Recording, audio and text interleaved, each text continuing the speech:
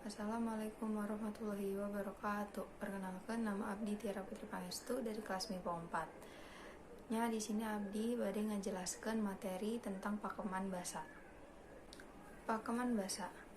Istilah pakeman basa sok disebut idiom. Asalna tina basa Yunani, idios hartina khas mandiri khusus pribadi. Pakeman basa nyaeta wangunan basa anu khusus tur mandiri sarta harti nu dikandungan teu bisa dihartikan sajalan terahna nurutkeun harti tata basa. Wangun pakeman basa kabagi jadi sababaraha, diantarana hiji babasan, 2 paribasa, 3 rakitan lantip, 4 kecap kiasan, 5 cancandran, 6 uga, 7 kasandrakala, 8 repok. Nu kedua, paribasa. Paribasa nyaeta ungkara winangun kalimah atawa klausa anu kekecapan katut susunana geus matok. Maksudna geus puguh biasana ngandung harti babandingan minangka siloka lakuning hirup manusa.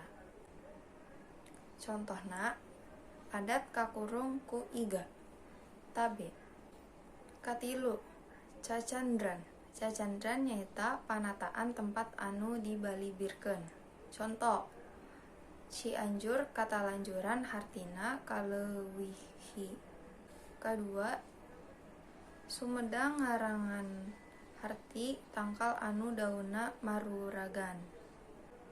Anu kaopat, uga nyaeta tujuman anu aya patalina jeung parobahan penting babakuna parobahan kaayaan nagara atawa daerah. Contoh, jaga mah barudak sajajalan di tiungannya buktina aya kareta api.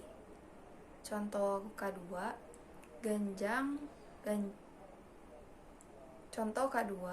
gancang carita beja mun geus aya balabar kawat buktina aya telegram. Sakitu aja dari Abdi, kurang lebihna mohon dimaafkeun. Wassalamualaikum warahmatullahi wabarakatuh.